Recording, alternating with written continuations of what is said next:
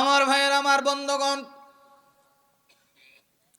আজ থেকে প্রায় ১,৫০০ বছর আগে আমার আল্লাহ রাব্বুল আলামিন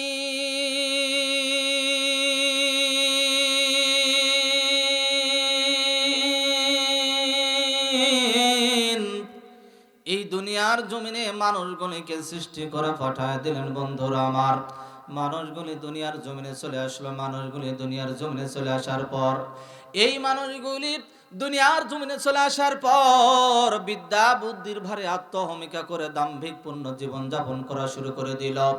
এই মানুষগুলি নিজের বাপ দাদার ধর্ম, লাত মানাত উজ্জা আফরোজাতি সরস্বতী মহাদেব কালী, কেউ বাবা দুর্গা, কেউ বাবা রুঙ্গি, কেউ বাবা টুঙ্গি, কেউ বাবার গাছের পূজা, কেউ বাবার মাছের পূজা, কেউ বাবার পাহাড়ের পূজা, কেউ বাবার আগুনের পূজা, কেউ বাবার পানির পূজা, কেউ বাবার নানান মানুষ নানান রকম পূজায় যখন লিপ্ত হয়ে গেল, মানুষগুলি যখন পাপ করতে করতে নানান রকম পাপের মধ্যে জড়িত হয়ে গেল, এই মানুষগুলি অন্যায় করতে করতে ইমানি অন্ধকারাচ্ছন্নর ভিতর যখন ডুবে গেল, বাজান রে আমার মা, এই ঠিক তদনীন্তন সময়ে গোটা পৃথিবী যখন অন্ধকারাচ্ছন্ন হয়ে গেল, পাপাচারিতার মধ্যে জড়িত হয়ে গেল, ঠিক তদনীন্তন সময়ে আমার আল্লাহ পাক রব্বুল আলামিন তার কুদরতি পার্লামেন্টের সিদ্ধান্ত অনুযায়ী আল্লাহ পাক রব্বুল আলামিন এই দুনিয়ার জমিনে দুইটা রহমত, দুইটা বরকত নাজিল করে দিলেন। এক নম্বরে বিশ্বনবী মুহাম্মদুর রাসূলুল্লাহ সাল্লাল্লাহু আলাইহি সাল্লামকে আল্লাহ পাক রব্বুল আলামিন দয়া করে মায়া করে গোটা মানব জাতির হেদায়েতের জন্য নূর নামক মুহাম্মদ রাসূলুল্লাহ সাল্লাল্লাহু আলাইহি সাল্লামকে আল্লাহ দুনিয়ার জমিনে প্রেরণ করলেন। বলে সুবহানাল্লাহ। দুই নম্বরে আল্লাহ পাক রব্বুল আলামিন দয়া করে মায়া করে 30 পারা নূর নামক কোরআনুল কারীম আল্লাহ দুনিয়ার জমিনে নাজিল করে দিলেন। আল্লাহ পাক রব্বুল আলামিন ডাক দিয়ে বললেন, নবী গো, ইয়া রাসূলুল্লাহ, ইয়া হাবিবাল্লাহ, নবী গো, আমি আল্লাহ পাক রব্বুল আলামিন যেই কিতাবটা নাজিল করে দিলাম দুনিয়ার জমিনে, নবীজি, কিতাবুম আনজালনাহু ইলাইকা লিতুখরিজান নাসা মিনাল যুলুমাতি ইলান নূর। আল্লাহ রাব্বুল আলামিন ডাক দিয়ে বললেন, নবীজি, আমি আল্লাহ পাক রব্বুল আলামিন মানুষের হেদায়েতের জন্য পথ প্রদর্শক হিসাবে যেই কোরআনুল কারীমটা নাজিল করে দিলাম, নবী গো, এই মানুষগুলি যদি কোরআনটা মেনে নিতে পারে জীবনের সঙ্গে, ও নবীজি, এই মানুষগুলি যদি নিজের জীবনের সঙ্গে পারিবারিক জীবনে, সামাজিক জীবনে, রাষ্ট্রীয় জীবনে যদি এই কোরআনটা মানতে পারে, নবী গো, আমি আল্লাহ পাক রব্বুল আলামিন ওই বান্দাগুলিকে অন্ধকারাচ্ছন্নর পথ থেকে বের করে আলোর পথ দেখা দেব। বলে সুবহানাল্লাহ। আল্লাহ পাক রব্বুল আলামিন ডাক দিয়ে বললেন, নবী গো, শুধু তাই নয়, ওয়া ইন্নাহু লাযিকরুল লাকা ওয়া লিকাওমিকা ওয়া সাওফা তুসআলুন।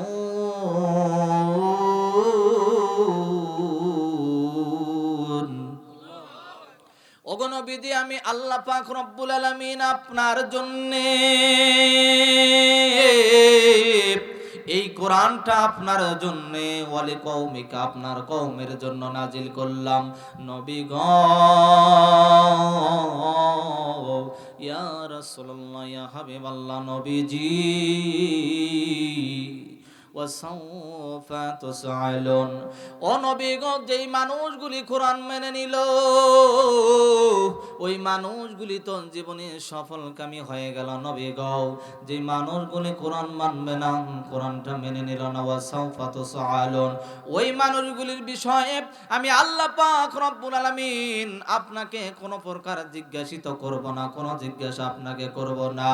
ওয়ামা আনতা আলাইহিম বিওয়াকিল। আল্লাহ পাক রব্বুল আলামিন ডাক দিয়ে বললেন, নবী গো, আমার নবী, কাল কিয়ামতের কঠিন ময়দানে আমি আল্লাহ পাক রব্বুল আলামিন যেদিন বিচার করার জন্য আকামুল হাকিমের হয়ে দাঁড়িয়ে যাব, ও নবী গো,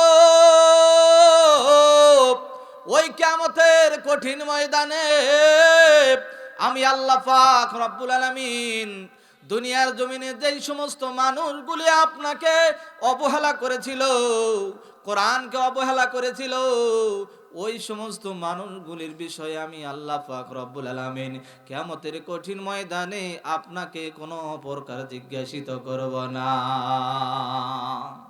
বলেন তো, নবীকে যদি জিজ্ঞাসিত না করে, নবীকে যদি আপনার আমার ওয়ারিস না বানায়, নবীকে যদি আপনার আমার অভিভাবক না বানায়, তাহলে ওই কিয়ামতের কঠিন ময়দানে যেই নবীর শাফাত ছাড়া কেউ জান্নাতে যেতে পারবে না, ওই নবী যদি আপনার আমার অভিভাবক সেদিন না থাকে, তাহলে বলেন তো মুসলমান, সেই দিন আমাদের অবস্থান কি হয়ে যাবে? ভালো হবে না খারাপ হবে? সেই দিন আমরা কিন্তু ভালো কিছু আশা করতে পারবো না। ভালো যদি আমরা পেতে চাই, ভালো যদি আমরা কিছু চাই, ভালো যদি আমরা কিছু আশা করি, তাহলে আমাদেরকে অবশ্যই কোরআন মানতে হবে, কোরআনের কাছে নিজের জীবনটাকে সিলিন্ডার করতে হবে, নবীর আদর্শ মানতে হবে।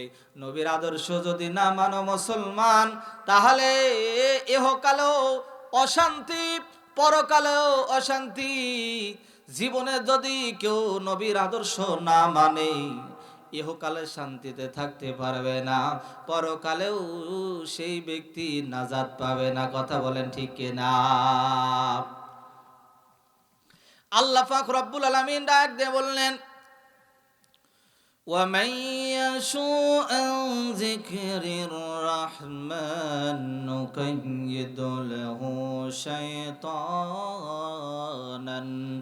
فَهُوَ لَهُ قَرِينٌ।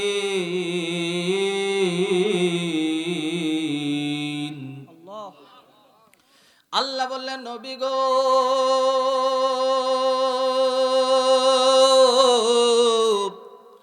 وَمَن يَعْشُ عَن ذِكْرِ الرَّحْمَنِ نُقَيِّضْ لَهُ شَيْطَانًا فَهُوَ لَهُ قَرِينٌ।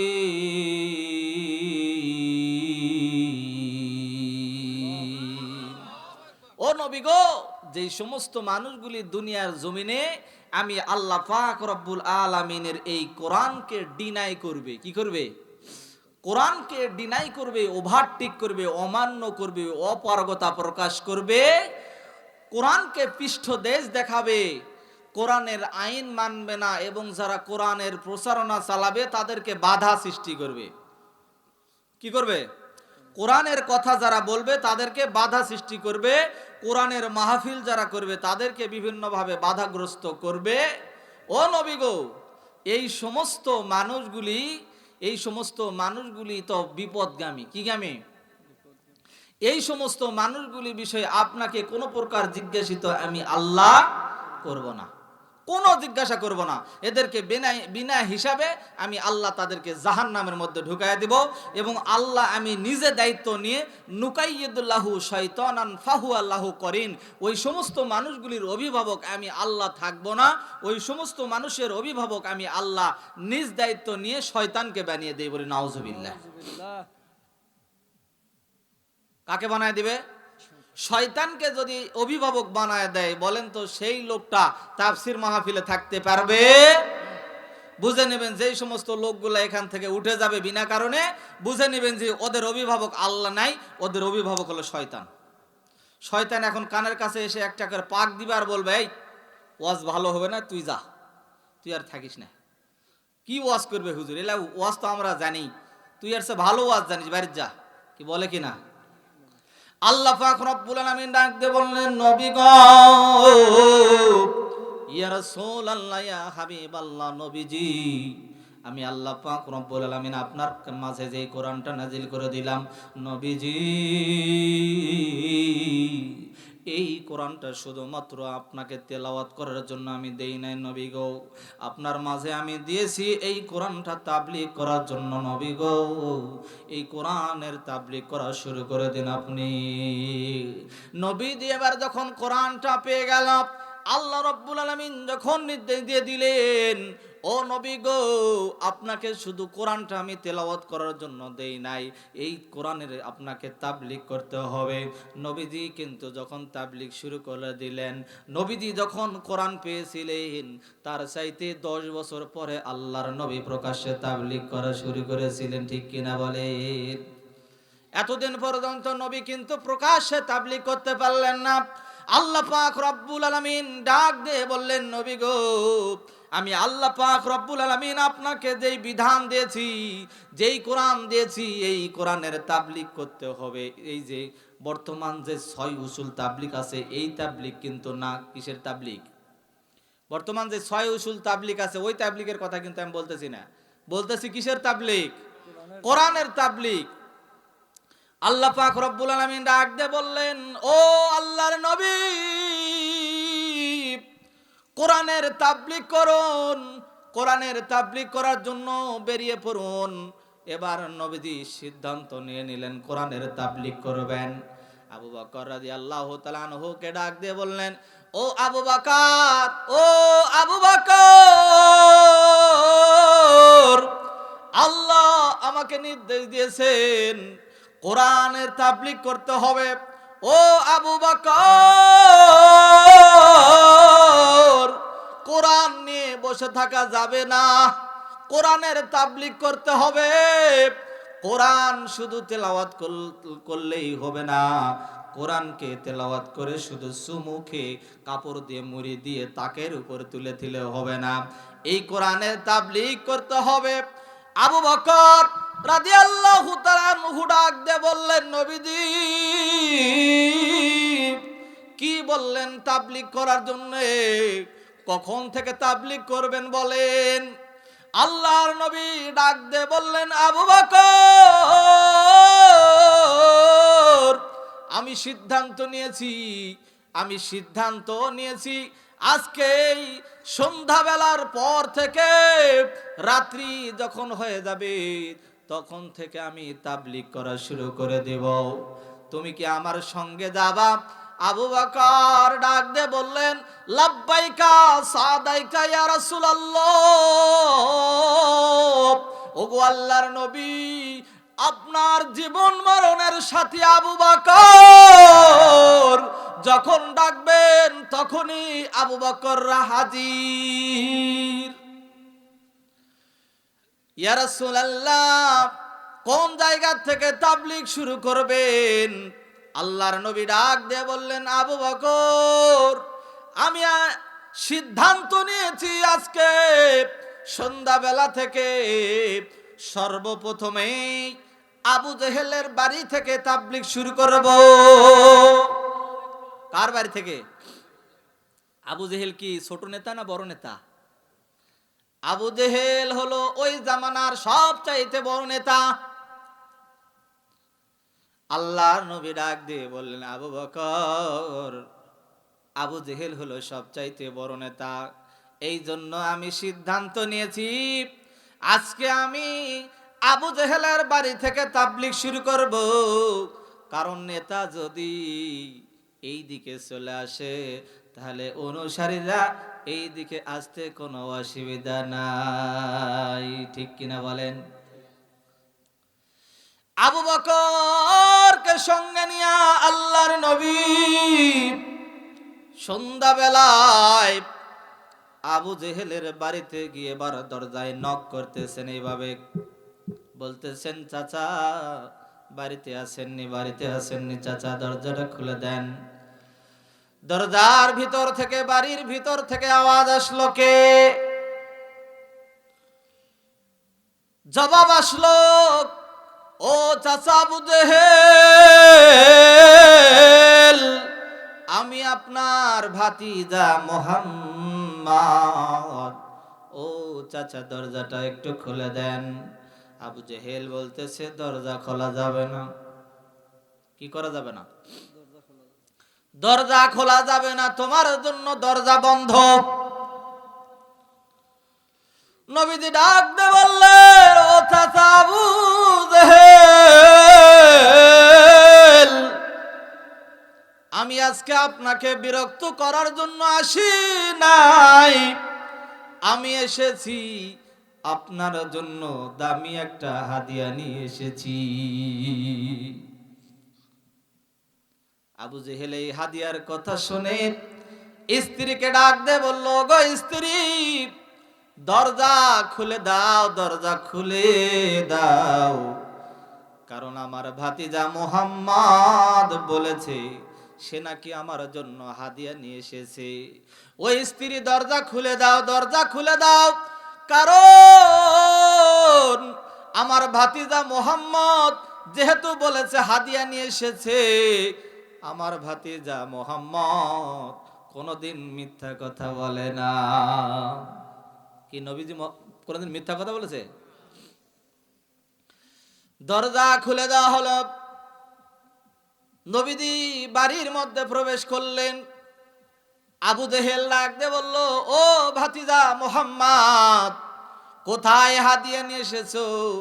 বাবা মুহাম্মদ, হাদিয়াটা কোথায় দেখি আমারে দাও, আমার হাতের মধ্যে হাদিয়াটা দিয়া দাও। আল্লাহর নবী ডাক দিয়ে বললেন, চাচা, ও চাচা আবু জেহেল, আপনার হাতের মধ্যে হাদিয়াটা দেওয়া যাবে না। আবু জেহেল ডাক দিয়ে বলল, ও ভাতিজা, হাতের মধ্যে হাদিয়া যদি না দাও তাহলে কি পকেটে দিবা? পকেটে দিবা নাকি? নবীজি ডাক দিয়ে বলল, ও কাকু আবু জেহেল, আমি যে হাদিয়া নিয়ে এসেছি এটা হাতের মধ্যে দেওয়া যায় না, পকেটের মধ্যে দেওয়া যায় না।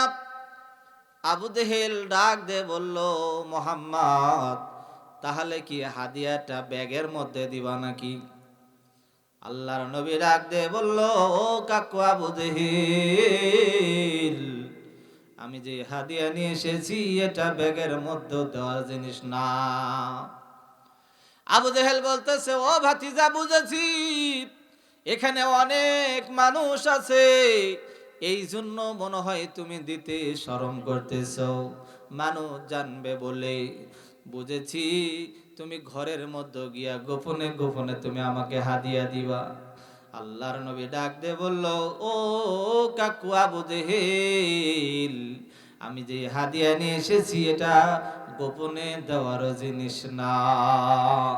ও কাকু আবু জেহেল, আমি যে হাদিয়া নিয়ে এসেছি এই হাদিয়া গোটা বিশ্বের মানুষের সামনে প্রকাশ্যে দেওয়া যাবে। আবু জেহেল বলতেছে, মুহাম্মদ, আমি বুঝতে পেরেছি তুমি কোরআন বলবা। আল্লাহু আকবার কোন? তুমি কোরআন বলবা, তাই না? নবীজি বললেন, ও কাকু, এই জন্যই তো আপনার নাম আবুল হাকাম। ঠিক আপনি বুঝেছেন যে আমি আপনার জন্য কোরআন হাদিয়া নিয়ে এসেছি। এবার আবু জেহেল ডাক দিয়ে বলতেছে, ও মুহাম্মদ,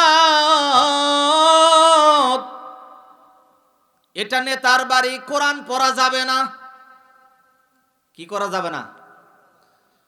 ও মুহাম্মদ, এখানে কোরআন পড়া যাবে না,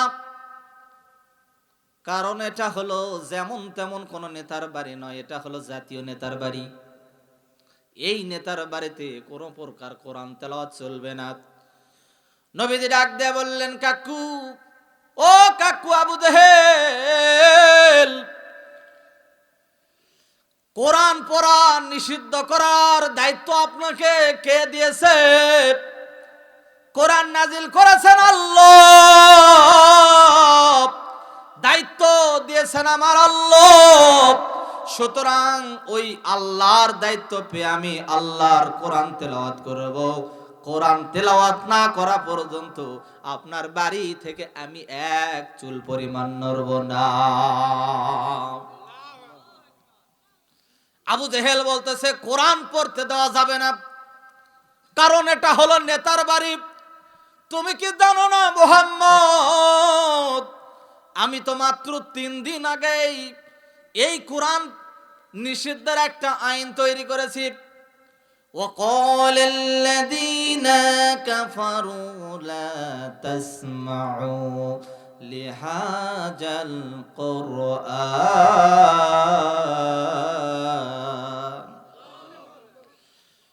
ও মুহাম্মদ, তুমি কি জানো না 3 দিন আগে আমি একটা আইন পাশ করেছি, কোরআন শোনা যাবে না, কোরআন পড়া যাবে না, এমন কি যারা কোরআন পড়বে তাদের কোরআন তেলাওয়াতের জায়গার আশপাশেও যাওয়া যাবে না।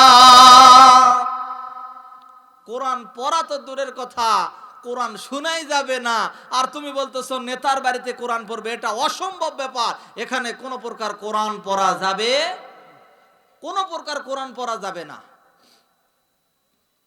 আল্লাহর নবী বললেন, ও কাকু আবু জেহেল, দায়িত্ব দিয়েছেন আমার আল্লাহ, কোরআন দিয়েছেন আমার আল্লাহ, কোরআন না পড়া পর্যন্ত আমি আপনার বাড়ি থেকে এক চুল পরিমাণ নড়ব না, এক চুল পরিমাণও আমি নড়ব না। আবু জেহেল বলতেছে যে তাহলে ঘাড় ধরে বের করে দেব। কি করে দেব? ঘাড় ধরে বের করে দেব। একটু কমায় দেন তো ভাই, মনে হয় একটু সমস্যা হচ্ছে নাকি। ঘাড় ধরে বের করে দেব। আল্লাহর নবী রহমাতুল্লিল আলামিন ডাক দিয়ে বললেন, ও কাকু আবু জেহেল, চেষ্টা করে দেখতে পারেন, আপনি আপনার চেষ্টা করে দেখতে পারেন। যেমনি এই কথা বলেছে ঠিক তেমনি আবু জেহেল রাগান্বিত হয়ে নবী মুহাম্মদের দিকে তেড়ে আসলো। আসার পরে ঘাড়ের মধ্যে যেমনি হাত দিয়েছে, আল্লাহর নবী আসমানের দিকে 2টা হাত উঠাইয়া যেন আল্লাহকে বলতেছেন, ওগো আল্লাহ, ও আমার মালিক,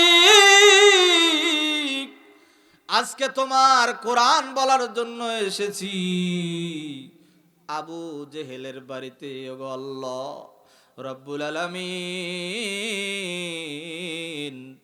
আজকে আমার ঘাড়ের মধ্যে হাত দিয়েছে, কোরআন পড়তে দিবে না, বাধা দিয়েছে। ওগো আল্লাহ, আজকে তুমি আমাকে এমন একটা শক্তি দাও যার কারণে আমি যেন এই জাতীয় নেতার বাড়িতেই কোরআন তেলাওয়াত করতে পারি। আল্লাহ ডাক দিয়ে বললেন, ও জিবরাইল, যাও আমার বন্ধু জাতীয় নেতার বাড়িতে বাধাগ্রস্ত হয়েছে, আমার বন্ধুর পা দুটি জমিনের সাথে আটকায় দাও, জমিনের সাথে জাপটায় ধরো। জিবরাইল যেমনই এসে আল্লাহর নবীর 2টা পা জমিনের সঙ্গে চেপে ধরলো। বলেন তো জিবরাইল যদি কারো পা ধরে কেউ কি নড়তে পারবে? কেউ নাড়াতে পারবে? আবু জেহেল এখন ঠেলতেছে, মুহাম্মদ নড়ে না, ঝাঁকাঝাঁকি করতেছে, আবু জেহেল নড়তেছে, কিন্তু কোন প্রকার মুহাম্মদ সাল্লাল্লাহু আলাইহি সাল্লাম নড়ে না। আবু জেহেল ডাক দিয়ে বলল, ও ভাতিজা মুহাম্মদ, একটু আগেই তুমি নরম ছিলা, এখন কেন এমন গরম হয়ে গেছো? দেখি পাথরের মতো শক্তিশালী হয়ে আছো।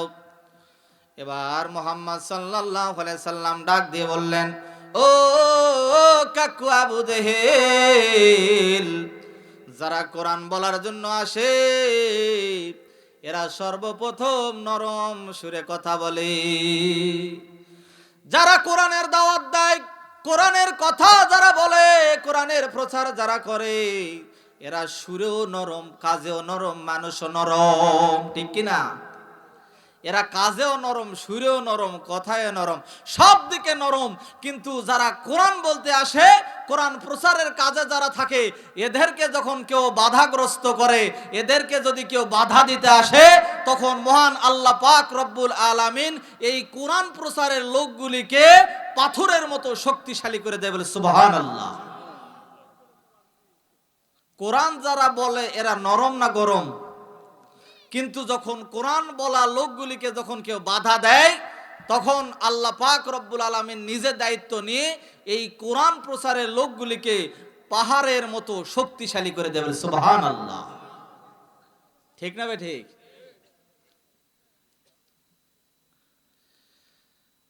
আবু জেহেল বলল, মুহাম্মদ কোরআন পড়া যাবে না, তুমি যেটাই বলো। নবীজি বললেন, ও কাকু আবু জেহেল, আমি কোরআন না পড়া পর্যন্ত আপনার বাড়ি থেকে যাব না। আবু জেহেল বলতেছে, ঘাড় ধাক্কা দিয়ে বের করে দেওয়া। নবী মুহাম্মদ ডাক দিয়ে বললেন, কাকু একটু আগেই তো চেষ্টা করলেন, একটু আগেই তো চেষ্টা করলেন। এবার আবু জেহেল ডাক দিয়ে বলল, ও মুহাম্মদ, বুঝেছি তুমি জাদু করেছ। বলি নাউজুবিল্লাহ। কি করেছ? বুঝেছি মুহাম্মদ, তুমি জাদু করেছ, যার কারণে তুমি পাহাড়ের মতো শক্তিশালী হয়ে গেছো, তোমাকে নাড়াইতে পারতেছি না। ঠিক আছে মুহাম্মদ, যেহেতু আমার এখন উপায় নাই, এই জন্য তুমি এখন কোরআন পড়তে পারো। কিন্তু ভাতিজা মুহাম্মদ, তোমার কাছে আমার একটা আরজি আছে বাবা, কোরআনটা যেন জোরে পড়ো না, কোরআনটা একটু ধীরে ধীরে পড়ো। বাবা জোরে যেন পড়ো না বাবা, ধীরে পড়ো।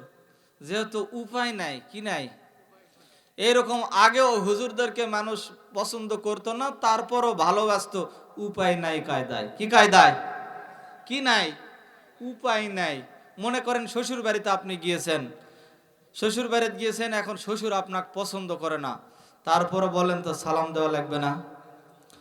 এখন শাশুড়ি আপনাকে পছন্দ করে না, বলেন তো জামাই এসেছে ভাত দেওয়া লাগবে না?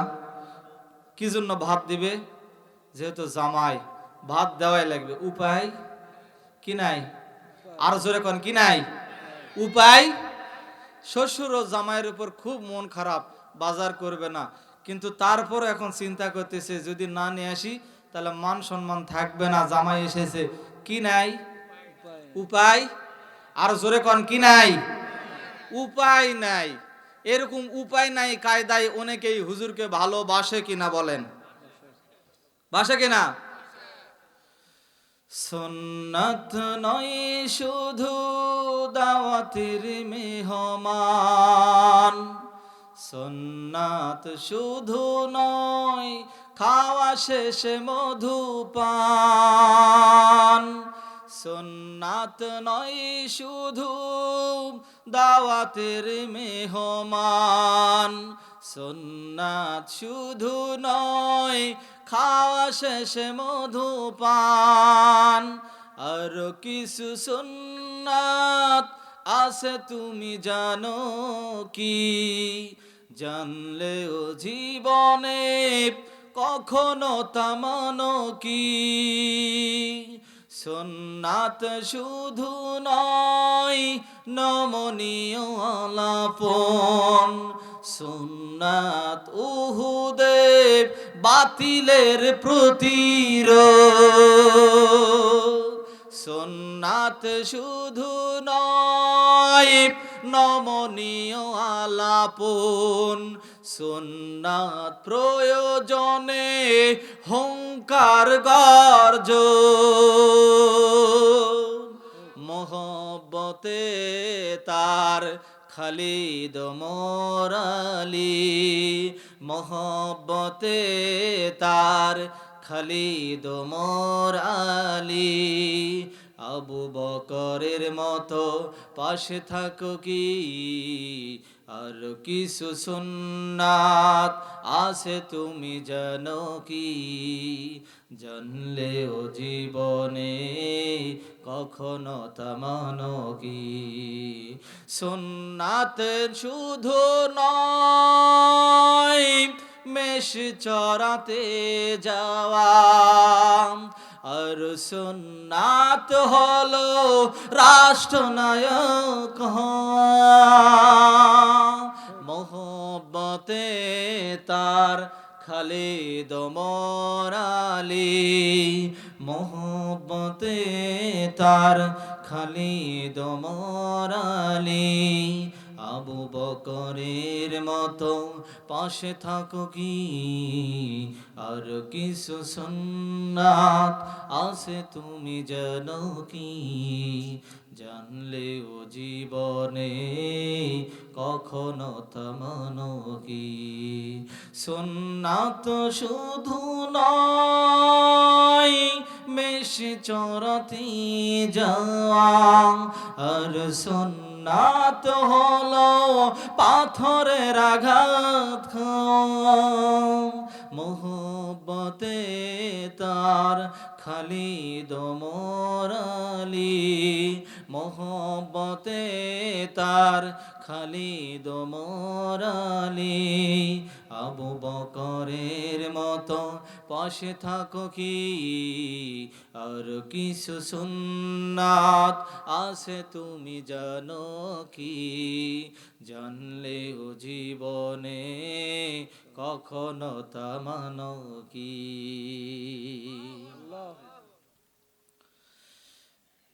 আবু জেহেল ডাক দিয়ে বলল, মুহাম্মদ, ও মুহাম্মদ, জাতীয় নেতার বাড়িতে কোরআন পড়া নিষেধ। কারণ জাতীয় নেতা আইন তৈরি করেছে, কোরআন শোনা যাবে না, কোরআন পড়া যাবে না। কোরআন যারা পড়ে তাদের আশপাশে যাওয়া যাবে না, কোরআনের আশপাশে যাওয়া যাবে না। নবীজি বললেন, কোরআন পড়ার দায়িত্ব দিয়েছেন আমার আল্লাহ, কোরআন না পড়া পর্যন্ত আমি এক চুল পরিমাণ নড়ব না। আবু জেহেল ডাক দিয়ে বলল, মুহাম্মদ, যেহেতু উপায় নাই সেহেতু কোরআন পড়তে পারো, কিন্তু শর্ত হলো একটু আস্তে পড়তে হবে। নবী মুহাম্মদ ডাক দিয়ে বললেন, ও কাকু আবু জেহেল, কোরআন আস্তে পড়ার জিনিস না, কোরআনকে পড়তে হবে জোরে জোরে। নবীদের একজন সাহাবী জোরে জোরে জোরে কোরআন তেলাওয়াত করত। মুসলমান হওয়ার কয়েকদিন সবেমাত্র মুসলমান হয়েছে, তারপরে মসজিদে নববীতে বসে বসে কোরআন তেলাওয়াত করত, চিৎকার মেরে মেরে। কণ্ঠে যত আওয়াজ আছে সব শক্তি দিয়া কোরআন তেলাওয়াত করত। সাহাবীরা নবীজির কাছে গিয়ে নালিশ করলো, ইয়া রাসূলুল্লাহ, আপনার এই সাহাবীর জন্য আমরা ঠিক মতো সূরা কেরাত পড়ে নামাজ আদায় করতে পারি না, আমরা ঠিক মতো বসে দিনের আলোচনা করতে পারি না, আমরা পাশাপাশি বসে কোরআন তেলাওয়াত করতে পারি না। নবীজি ডাক দিয়ে বলল, আমার সাহাবীরা, ইসলাম কবুল করতে আমার এই সাহাবী এত এত পরিমাণ কষ্ট করেছে, আমার এই সাহাবী ইসলাম কবুল করতে গিয়া আমার এই সাহাবীর পিঠের চামড়া উঠে গিয়েছে, গোস্ত উঠে গিয়েছে, এমনকি আমার এই সাহাবীর পিঠের হাড় হাড্ডিগুলির সঙ্গে আগুনের আংটাগুলো লেগে আছে, হাড্ডিগুলিতে দাগ পড়ে গেছে। ইসলাম কবুল করার জন্য, কোরআনকে পাওয়ার জন্য, নবীকে পাওয়ার জন্য। ও আমার সাহাবীরা রে, তোমরা তোমরা নিষেধ কইরো না, নিষেধ কইরো না। আমার এই সাহাবী যত জোরে পারে মন উজাড় করে কোরআন তেলাওয়াত করুক, কেউ বাধা দিবা না। সুবহানাল্লাহ। নবীজি বললেন, ও আমার কাকু আবু জেহেল, কোরআন আস্তে পড়ার জন্য আসে নাই, কোরআনকে পড়তে হবে জোরে জোরে, বলেন ঠিক কি না? আবু জেহেল বলতেছে, ভাতিজা বুঝেছি, তুমি ছাড়বা না, না ছাড়ার মানুষ, ঠিক আছে, কোরআন পড়ে তুমি বাড়ি থেকে বিদায় হয়ে যাও। এবার নবীজি শুরু করে দিলেন কোরআন পড়া। আপনারা সবাই পড়েন আমার সঙ্গে। বিসমিল্লাহির রহমানির রহিম। আলাম তারা কাইফা ফাআলা রাব্বুকা বিআসহাবিল ফিল আলাম ইয়াজআল কাইদাহুম ফি তাদলিল وأرسل عليهم طيرا أبابيل ترميهم بحجارة من سجيل فجعلهم كعصف مأكول الله أكبر। আবু জেহেল বলতেছেন, ভাতিজা আশ্চর্যজনক কথা, এই ঘটনা তোমাকে কে বলল? এই তোমার জন্মের কয়েক বছর আগে ঘটনা ঘটেছিল। আব্রাহার বাদশা কাবা গৃহ ভাঙার জন্য এসেছিল, আর হস্তি বাহিনী নিয়ে এসেছিল। আকাশ থেকে ঝাঁকে ঝাঁকে ছোট ছোট পাখি তাদের মুখের মধ্যে দুই পায়ের আঁকড়ার মধ্যে করে পাথর নিয়ে এসে হস্তি বাহিনীর উপরে ফেলেছিল। হস্তি বাহিনীগুলি সেখানে চর্বিত ঘাসের মতো। এই ঘটনা তোমাকে কে বলল? বলেন তো কে বলেছে? কে বলেছে? আপনাদের কি খারাপ লাগতেছে? নবীজি বললেন, আবু জেহেল, ও কাকু আবু জেহেল, আমি তো নিজের থেকে কোনো কথা বলি না। ওয়ামা ইয়ানতিকু আনিল হাওয়া ইন হুয়া ইল্লা ওয়াহিয়ু ইউহা। ও কাকু আবু জেহেল, আপনি তো জানেন না আমি আমার নিজের বলা কোনো কথা বলি না, নিজের মন্তব্যের কোনো কথা আমি বলি না যতক্ষণ পর্যন্ত আমার মালিক আমার রব আমাকে ওহির মাধ্যমে না জানায়। এই কথাটা যিনি জানিয়েছেন তিনি কে? কে জানিয়েছে? ও কাকু, এই কথাটা আমার জানিয়েছে আমার মালিক আমার রব। সেখান থেকে আমি জেনেছি। আবু জেহেল ডাক দিয়ে বললেন, মুহাম্মদ, কোরআন পড়া হয়ে গেছে, এবার বাড়ি থেকে দূর হও। নবীজি ডাক দিয়ে বললেন, ও কাকু আবু জেহেল, সূরা নিয়ে এসেছি দুইটা, একটা বলেছি, আরেকটা না বলা পর্যন্ত বাড়ি থেকে যাওয়া আমার নাই। আবু জেহেল বলতেছে, মুহাম্মদ, বুঝেছি তুমি বড় নাছরবান্দা, একটাই বলতে দেই না, আবার আবদার করতেছো আরেকটা বলবা। ও মুহাম্মদ, একটাই কলে সলে বলতে দেই না, তারপর আবার আবদার করতেছো আরো একটা বলবা, আর বলা যাবে না। নেতার বাড়িতে এমনিতে জোর করে কোরআন পড়েছো, আবার যদি বলতে চাও ঘাড় ধাক্কা দেবে, লাঠি দিয়ে পেটন দিয়ে বাড়ি থেকে বের করে দাও। নবী মুহাম্মদ সাল্লাল্লাহু আলাইহি সাল্লাম ডাক দিয়ে বললেন, ও কাকু আবু জেহেল, একটু আগেই তো চেষ্টা করেছিলেন, পেরেছেন? চেষ্টা করেননি? তো বলছে উপায় নাই তাই বলতে দিয়েছি। ও কাকু আবু জেহেল,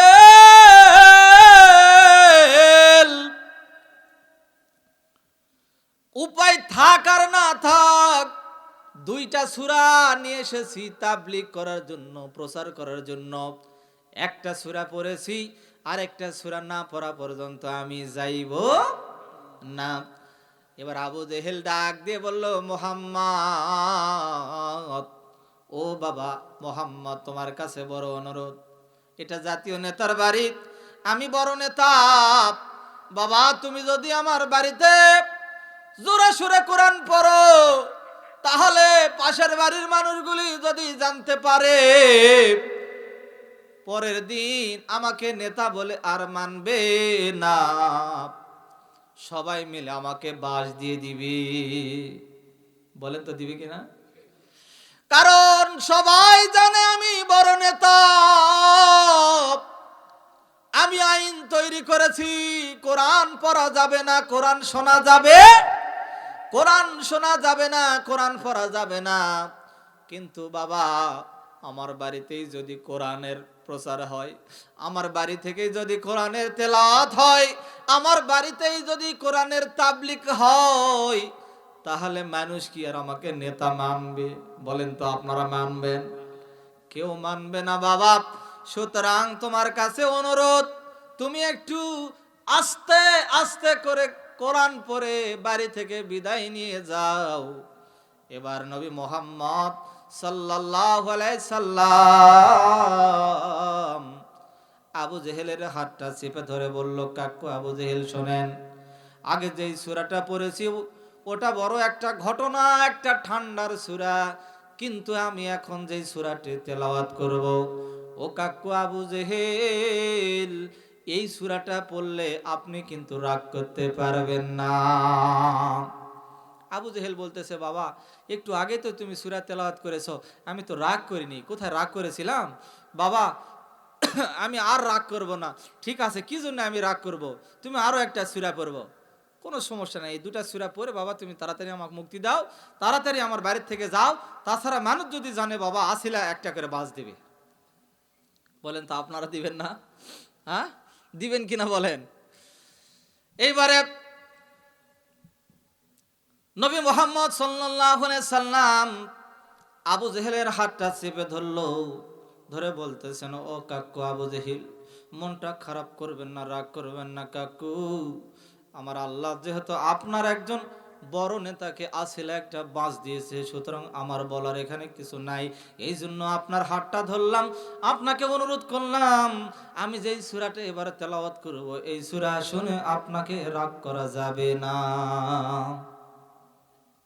পড়েন সবাই। আল্লাহর নবী পড়া শুরু করলেন, বিসমিল্লাহির রহমানির রহিম, তাব্বাত ইয়াদা আবি লাহাবি ওয়া তাব। কি বললেন? তাব্বাত ইয়াদা আবি লাহাবি ওয়া তাব। আবু জেহেল রাগ হয়ে গেছে, রাগ করে বলতেছে, এই মুহাম্মদ তুমি কি বললে? এটা আমার নেতা ধ্বংস হবে সেই কথা তুমি আবার আমার বাড়িতে দাঁড়িয়ে বলতেছো, আমার বাড়িতে দাঁড়িয়ে বলতেছো আমার নেতা ধ্বংস হয়ে যাবে, এত বড় সাহস তোমার, তাড়াতাড়ি আমার বাড়ি থেকে বের হও। নবী মুহাম্মদ বলতেছেন, কাকু রাগ করবেন না, যেহেতু আগেই বলেছি রাগ করা যাবে, রাগ করা যাবে না। ও কাকু আবু জেহেল, আপনার কাছ থেকে তো আগেই অনুমতি নিয়েছি, রাগ করা যাবে না, সুতরাং আপনি একটু ঠান্ডা হন, কুল ডাউন, একটু ডাউন কুল, কাকু একটু ডাউন হন, একটু ঠান্ডা থাকেন, দেখেন কি হয় এরপরে। এই কাকু আসলে বাঁশ তো এটা আমি দেই না, এটা বাঁশ দিয়েছে কে? বাঁশ দিয়েছেন কে? আল্লাহ দিয়েছেন বাঁশ। আবার পড়া শুরু করলেন, বিসমিল্লাহির রহমানির রহিম, পড়েন সবাই। তাব্বাত ইয়াদা আবি লাহাবি ওয়া তাব, মা আগনা আনহু মালুহু ওয়া মা কাসাব, সায়াসলা নারান যাতা লাহাবি ওয়া আমরাতুহু حملة الحطب في জিদিহা হাবলুম মিন মাসাদ। আল্লাহু আকবার। আবু জেহেল এক দৌড়। বলেন তোর আরবি বোঝে কিনা? আরবি অর্থ বোঝে না? সব বুঝে ফেলছে যে ওর নেতা ধ্বংস হবে, নেতার মাল সম্পদ যাবে, নেতার বউ যাবে, সব যাবে, মান সম্মান সব শেষ। আবু জেহেল দৌড়। এদিকে আর লোক তো লুঙ্গি পরে, নেংটি মারে না? হ্যাঁ, বেশি রাগ হলে কি করে? নেংটি মারে, তাই না? কোমরত না হলে গামছা বাঁধে। আবু জেহেল মাথায় তো পাগড়ি ছিল, পাগড়ি খুলে কোমরে একটা পেঁচ দিয়ে টাইট করে বাঁধে, বাধায় নিয়ে দৌড় নেতার বাড়ি রাত্রি। আবু জেহেলের আবার শ্বশুর কিন্তু আবু লাহাব, জানেন কি? আব্বাজান, ও আব্বাজান আবু লাহাব, বাড়িতে আসেননি, বাড়িতে আসেননি, বাড়িতে আসেননি। পরে কি মরে দৌড় দিয়ে দরজায় গিয়ে জামাই হাজির। জামাইয়ের ডাক শুনে এখন শ্বশুর বলতেছে, বাবা কি হয়েছে? ও বাবা জামাই, আবু জেহেল এত চিল্লাও কেন, কি হয়েছে? বাবা কি হয়েছে বলো। আবু জেহেল ডাক দিয়ে বলতেছেন, ও আমার শ্বশুর আব্বাজান আবু লাহাব, আপনি কি একটা কথা শুনেছেন? আব্দুল্লাহর বেটা মোহাম্মদ এই মাত্র রাত্রিবেলায় আমার বাড়িতে এসেছিল। এসে সে নাকি নতুন একটা তথ্য দিয়ে গেল, নতুন একটা তথ্য দিয়ে দিল, নতুন একটা মেসেজ দিল। আপনি নাকি ধ্বংস হয়ে যাবেন, আপনার হাত পা নাকি সব প্যারালাইসিস হয়ে আপনি মারা যাবেন। ও আব্বাজান, আপনার সব সম্পদ নাকি ধ্বংস হয়ে যাবে। আপনি যেই সমস্ত সম্পদগুলি ইনকাম করেছেন, কামাই করেছেন, রোজগার করেছেন, সব সম্পদ নাকি ধ্বংস হয়ে যাবে। ও আব্বাজান, শুধু তাই নয়, আমার যে সুন্দরী শাশুড়ি আছে, আপনার যে সুন্দরী বউ আছে জামিলা, এই জামিলাও নাকি মারা যাবে। বলেন তো খুশির সংবাদ না দুঃখের সংবাদ? অনেকে আবার মৃত্যুর সংবাদ শুনে কয় আলহামদুলিল্লাহ, বলে কিনা? বলে কিনা বলেন? হ্যাঁ, বলে কিনা? এবার আবু লাহাব আবু জেহেলের কথা শুনে ডুকরে ডুকরে কাঁদতেছে, দুই চোখ দিয়া ঝলঝল করে পানি পড়তেছে। আবু জেহেল ডাক দিয়ে বলেন, আব্বাজান আপনি কেন কাঁদতেছেন, এত কেন কাঁদতেছেন বলেন। আবু লাহাব ডাক দিয়ে বলল, ও জামাই, আমরা যদিও মোহাম্মদকে নবী বলে মানি না, কিন্তু আসলে আব্দুল্লাহর বেটা মোহাম্মদ একজন খাঁটি নবী। সুবহানাল্লাহ কোন। ও জামাই, আমরা আব্দুল্লাহর বেটা মোহাম্মদকে যদিও নবী বলে মানি না, কিন্তু আব্দুল্লাহর বেটা মোহাম্মদ একজন খাঁটি নবী। আর নবীরা যদি কাউকে অভিশাপ করে, বদদুয়া করে, তাহলে ওই ব্যক্তি 3 মাসের বেশি আর বাঁচে না। 3 মাসের বেশি বাঁচে না, 3 মাসের বেশি আর বাঁচে না। তো যেহেতু আমার হায়াত আছে 3 মাস, আবু জেহেল এখন কান্নাকাটি শুরু করে দিয়েছে যে তার শ্বশুর যেহেতু মারা যাবে, তার শ্বশুরের সব সম্পত্তি শেষ হয়ে যাবে, তার শাশুড়িও মারা যাবে। বেচারাটা কান্নাকাটি শুরু করে দিয়েছে, চিন্তায় পড়ে গেছে। এখন আবু লাহাব এখন ডাক দিয়ে বলতেছে, বাবা জামাই, ও বাবা জামাই আবু জেহেল, তুমি কান্নাকাটি করো না বাবা, এর ব্যবস্থা আমি না করা পর্যন্ত মরব না। যেহেতু হায়াত পেয়েছি কয় মাস, কয় মাস, আরো জোরে 3 মাস হায়াত পেয়েছে বাবা আবু জেহেল। 3 মাস যেহেতু আমি হায়াত পেয়েছি, এই 3 মাস লাগবে না, আমি 7 দিনের মধ্যে মোহাম্মদকে দুনিয়া থেকে বিদায় করে দিবে। বলে নাউজুবিল্লাহ। কয় দিনের মধ্যে বিদায় করে দিবে? 7 দিনের মধ্যে। 7 দিনের মধ্যে বিদায় করে দিব, যেহেতু হায়াত আছে কয় মাস, কয় মাস। অনেকে বলেছিল যে আমাদের হায়াত 41 সাল পর্যন্ত, কিন্তু যদি আল্লাহ না চায় তাহলে আপনি থাকতে পারবেন কি? পারা যাবে? ভাইজান, মৌলবীগের সব দিকে দোষ, আগে গেলেও দোষ, পিছনে যদি আস্তে হাঁটে তাও দোষ, মাঝখানে মিডল পয়েন্টে যদি থাকে তাও দোষ। এক মসজিদে ইমামতি করতাম, বুঝছেন, সেখানে হক কথা বললাম, চাকরি চলে গেল। এরকম হুজুর আছে না নাই? মানে এইরকম কথা। এই জমিটা ধরেন 10 শতক, এখানে 4 জন কিনে নিছে। কিনে নেওয়ার পরে যেই লোকগুলা পিছনে কিনছে তাদের একটু জমির দাম কম, সামনে যারা কিনছে রাস্তার সাইডে তাদের জমির দাম একটু বেশি। এখন পিছনে থাকা লোক জমির মালিককে বলতেছে যে আপনাকে আমি প্রতি শতকে 10,000 করে টাকা বেশি দিব, আমাকে সামনের জমি দেওয়া লাগবে। তখন এই লোকটা দলিল করে দেয়নি, কিন্তু সবার সাথে মানে কথা হয়েছে এবং সবার কাছ থেকে টাকাও নিয়েছে। বলেন তো ওয়াদা হয়েছে কিনা? ওয়াদা হয়েছে।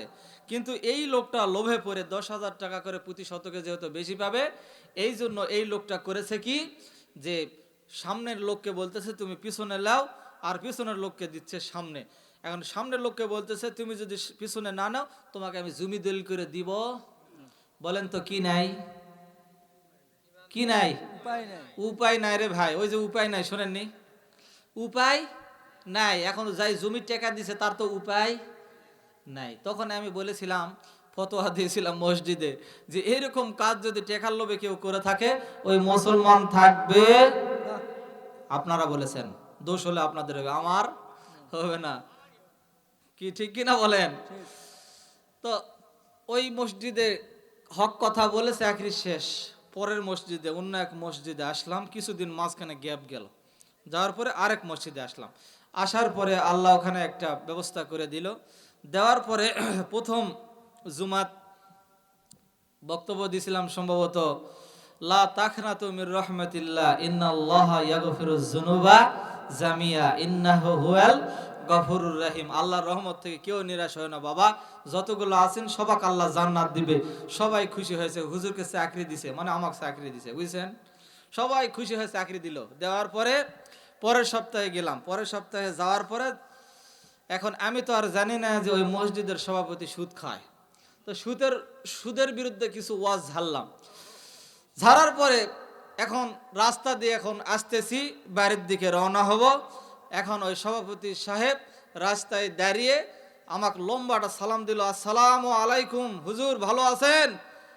জি আলহামদুলিল্লাহ ভাই ভালো আছি। হুজুর আমার বাড়িতে আজকে আপনার দাওয়াত, চলেন যাই। গেলাম, নতুন মানুষ, কেবল 1 সপ্তাহ হচ্ছে গেছি।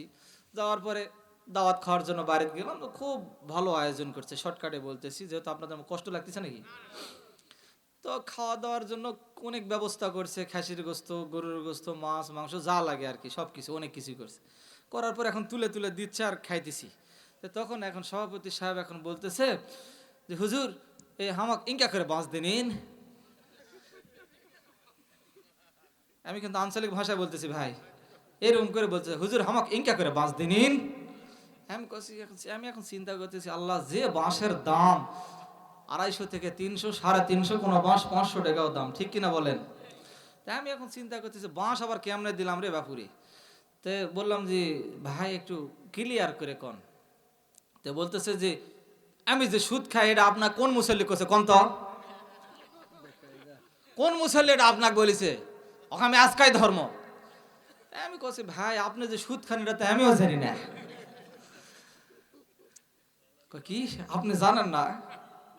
না ভাই আপনি বললেন দেখে আমি জানলাম। তো কছে আজকাল যে আপনি মসজিদে যে আমার বিরুদ্ধে ওয়াজ করলেন এটা কে আপনাকে কয়ে দিছে? আমি কছি যে এটা কোনো মুসল্লি আমাকে বলেনি, আমিও জানি না, আপনার গ্রামেরও কেউ বলেনি। বলেছে কে ভাই বলেন তো? কে বলেছে? আরো জোরে। আল্লাহ বলে দিয়েছে, তাই বক্তব্য। তখন ওই লোক মানে ওই সভাপতি সাহেব এখন বলতেছে যে হুজুর আসলে আমারই বুঝার ভুল হয়েছে, আমি তো বুঝা পারিনি যে আপনাকে কেউ বলেনি। গেলাম ভাই, সেদিন থেকে তওবা করলাম যে সভাপতির বিরুদ্ধে ওয়াজ চলবে না, সভাপতির বিরুদ্ধে ওয়াজ চলবে না। কারণ সভাপতির বিরুদ্ধে ওয়াজ করলে তার মসজিদে থাকা যাবে কি হবে? আলেম হয়ে অযথা বিদ্যা শিখে যদি না গড়তে পারো শোষণবিহীন সমাজটাকে, কি হবে? আলেম হয়ে ইমাম সাজে সমাজেতে পারো যদি সত্য কথা উচ্চ স্বরে না বলিতে, কি হবে আলেম হয়ে ইমাম সাজে সমাজেতে, পারো যদি সত্য কথা উচ্চ স্বরে না বলিতে। চাকরি ভয় করো যদি ছেড়ে দাও ইমামতি, চাকরি ভয় করো যদি ছেড়ে দাও ইমামতি। কি হবে ধোঁকা দিয়ে আল্লাহকে, কি হবে ধোঁকা দিয়ে বিবেকটাকে, কি হবে বেঁচে থেকে অযথা বিদ্যা শিখে যদি না গড়তে পারো শোষণবিহীন সমাজটাকে। ঠিক কিনা বলেন? পরের সপ্তাহে গেলাম ভাই, ওই সপ্তাহে কান ধরেছি বাড়িতে এক লেখলি কান ধরে উঠবস করে পরের সপ্তাহে গেলাম, চিন্তা করলাম বাবা সুদের ওয়াজ আর করব না। পরের সপ্তাহে গিয়ে হকের সম্পর্কে আলোচনা করলাম। হক কি জিনিস, হক মারলে কি হবে, না মারলে কি হবে, আর হক ঠিক মতো আদায় করলে কি হবে। এরপরে যাই হোক বিস্তারিত বলতেছি না, শর্টকাটে আসলাম। মসজিদ থেকে মোটরসাইকেল ভাঙ্গাচুরা একটা আছে, ওটা নিয়ে আসতেছি। আসার পথে অন্য পথ দিয়ে আসি, সভাপতির ওই রাস্তা দিয়ে আমি আর যাইনি। আমি চিন্তা করলাম যে বাবা এই রাস্তা দিয়ে আজকে আর যাবো না, কারণ যদি এইরকম কিছু স্লিপ সভাপতি করে থাকে তাহলে আজকে আবার ধরবে। অতএব দরকার নেই, এই রাস্তা বাদ, আজকে এই রাস্তাতে যাব। পূর্ব দিকের রাস্তা বাদ দিয়ে এবার চলে এলাম এইদিকে। এইদিকে এটা উত্তরের রাস্তা দিয়ে এলাম। আসতে এখন দেখি সহ সভাপতি খাড়া হয়ে আছে রাস্তার মাঝখানে। আসসালামু আলাইকুম ওয়া রাহমাতুল্লাহি ওয়া বারাকাতুহু ওয়া মাগফিরাতুহু ওয়া জান্নাতুহু। হুজুর ভালো আছেন? ওয়া আলাইকুম আসসালাম ওয়া রাহমাতুল্লাহি ওয়া বারাকাতুহু। ভাই ভালো আছি আলহামদুলিল্লাহ। হুজুর আমার বাড়িতে আজকে দাওয়াত, বাইরে আলি অনেক কিছু রান্না করছে, আপনাকে যাইতে বলছে। বাড়িতে গেলাম, বাড়িতে যাওয়ার পর টেবিল ভর্তি খাবার তুলে দিচ্ছে, খাইতেছি। হুজুর আপনার সাথে কিছু আলাপ আছে। ভাই বলেন।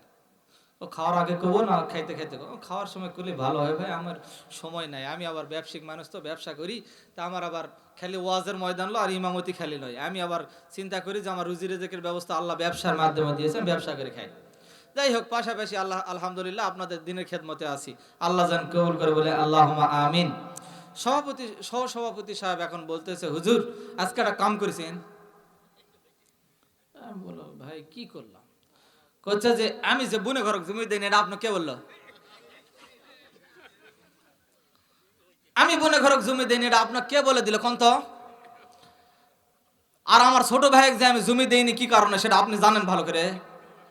মসজিদে যে আজকে বক্তব্য দিছেন যে বুনে ঘরক জমি না দিলে কি হবে, ভাই ভাল্লে খেলা কি হবে, ভাইয়ের অংশ এই মানে ঠকালে খেলা কি হবে, আর ভাগনা ঘরক ঠকালে খেলা কি হবে, আমি কি সেটা জানি না? এমনি হজ করে আছি। তা আমি যে কি জন্য আমার ছোট ভাই জমি দেয় না আপনি সেটা জানেন? আমার ছোট ভাই হলো আমার বাপ মাও দেখে না, এই জন্য আমার বাপ মাকে আমি বলেছি যে আমি তো হলো মরা পর্যন্ত দেখবো, জমি কোনো আমাকে লিখে দাও। জমি লিখে দিছে, তা আমি সেটা আমার দোষ? আপনি যে মসজিদে যে বক্তব্য দিলেন সবাই যে শুনলো, এটা এখন আমাকে যে অপমান করা হলো। আমি কইছি ভাই আস্তাগফিরুল্লাহ, আমি জানি না যে আপনি বুনে ঘরক জমি দেননি, আপনার ভাইয়েরও জমি মারিছেন এটাও আমি জানি না ভাই, কিন্তু আসলে কোরআন হাদিসে আছে তাই বক্তব্য দিয়েছি। সহসভাপতি কাছে হুজুর সত্যি কেউ কয়নি? না ভাই কেউ বলেনি আমাকে, আমি তো কোরআন হাদিস থেকে আলোচনা করেছি রে ভাই। বলেন তো ভাই, এই দেশে যদি আপনি সুদারুর বিরুদ্ধে ওয়াজ করেন সুদারু খেপবে কিনা বলেন? কোরআন কি সবার পক্ষে যাবে না বিপক্ষেও যাবে? যদি আপনি কোরআনের কথা বলেন সুদারু যায়, তার বিরুদ্ধে যাবে কিনা বলেন? চোরের বিরুদ্ধে গেলে চোর খেপে যাবে, মদরের বিরুদ্ধে গেলে মদর খেপে যাবে, লুচ্চার বিরুদ্ধে গেলে লুচ্চা খেপে যাবে, ঘুষারুর বিরুদ্ধে গেলে ঘুষার খেপে যাবে। তাই বলে কি কোরআনের আলোচনা করা বন্ধ করবো নাকি? বলেন মুসলমান ঠিক না?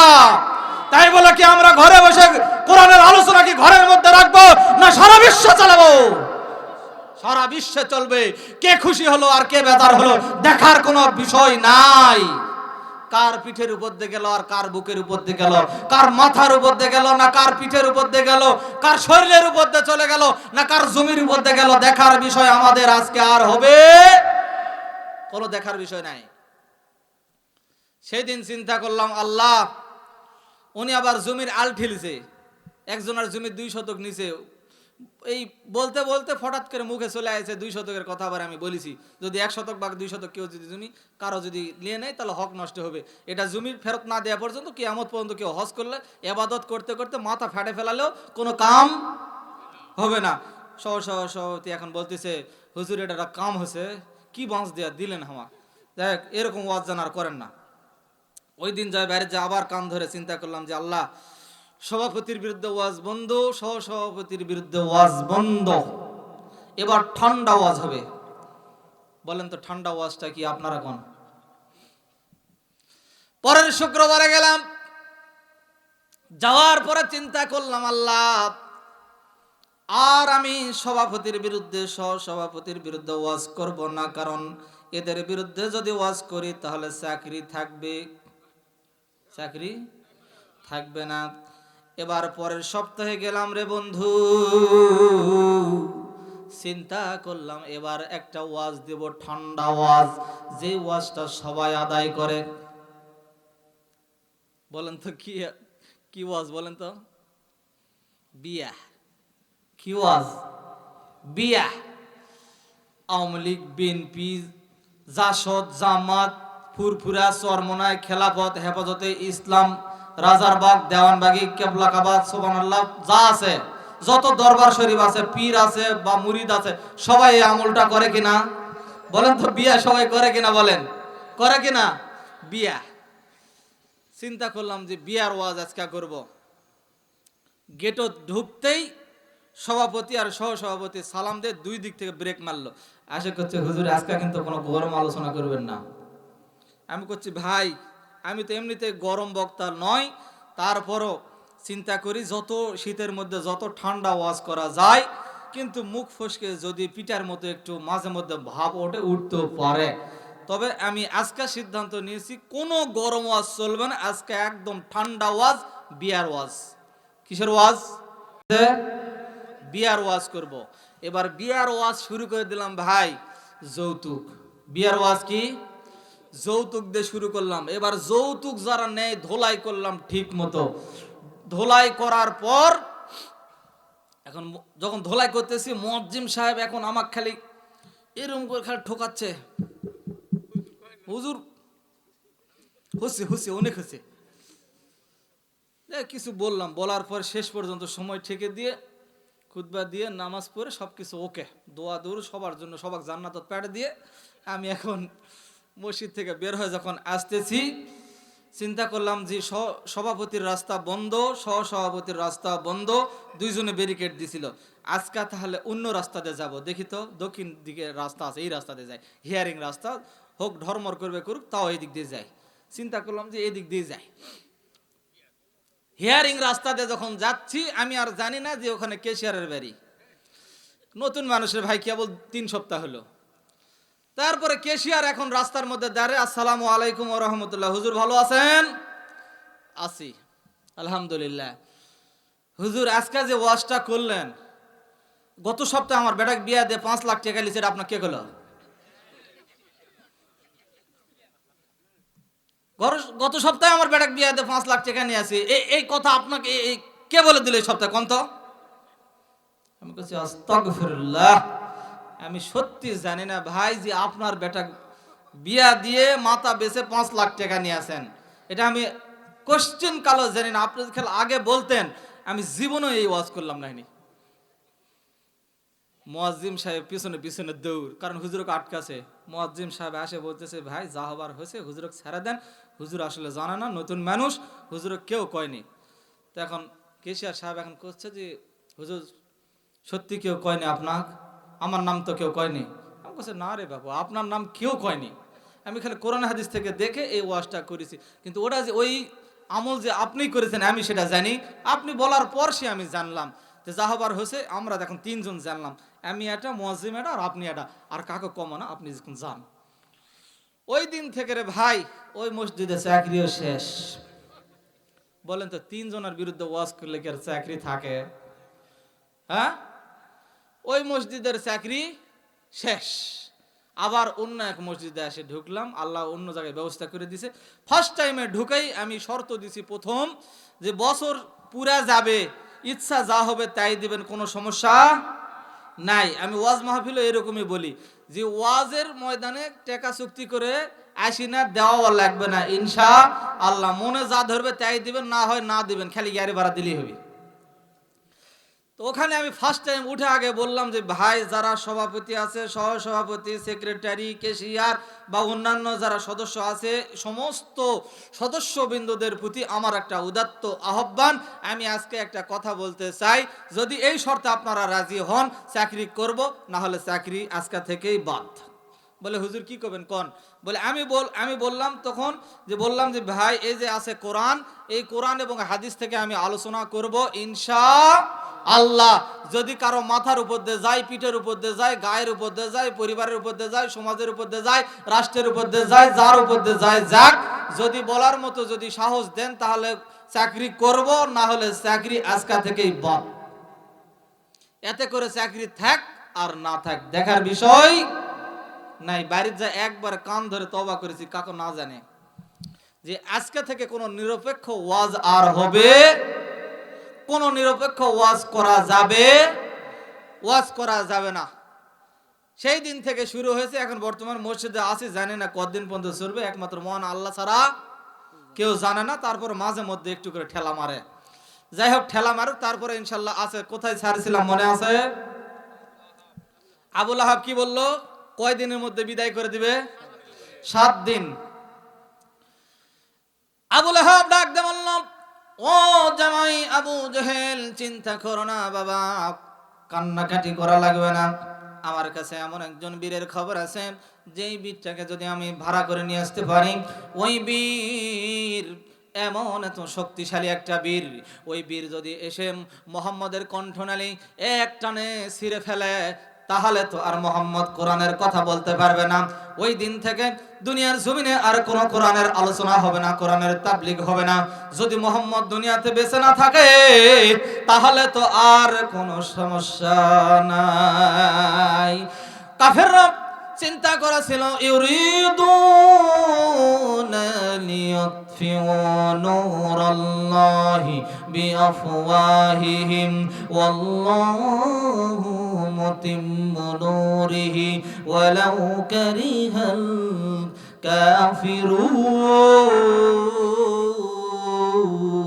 কাফিরুন। কাফেররা চিন্তা করল, মুখের ফু দিয়ে, ফুৎকার দিয়ে তারা আল্লাহ রাব্বুল আলামিনের প্রজ্বলিত আলোকে, আল্লাহ রাব্বুল আলামিনের প্রজ্বলিত ইসলামকে তারা দুনিয়া থেকে বিদায় করে দিবে। কিন্তু তারা কোনোদিন তারা পারল না, কোনোদিন সম্ভব হবে না। কোরআনের আলোকে, কোরআনের নূরকে মুখের ফু দিয়ে, ফুৎকার দিয়ে কোনোদিন নিভানো কি সম্ভব? কোনোদিন সম্ভব নয়। কিন্তু কাফেররা মনে করেছিল, মুখের ফু দিয়ে, ফুৎকার দিয়ে আমরা কোরআনের আলোকে নিভিয়ে দিব। দুনিয়ার জমিনে যারাই কোরআনের আলোকে নিভিয়ে দেওয়ার জন্য চেষ্টা করেছিল, দুনিয়ার জমিন থেকে তারাই নিভিয়ে গিয়েছে। কিন্তু কোরআনের আলো আজও জ্বলতেছে, কিয়ামত পর্যন্ত জ্বলবে কিনা বলেন? ইন্না নাহনু নাযালনা যিকরা ওয়া ইন্না লাহু লাহাফিজুন।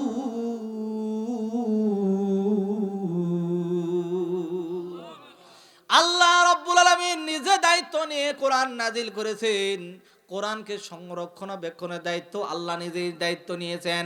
এই জন্য পৃথিবীর শুরু থেকে শেষ পর্যন্ত আজ অবধি প্রায় ১,৫০০ বছর অতিক্রম হয়ে গেল, আজ পর্যন্ত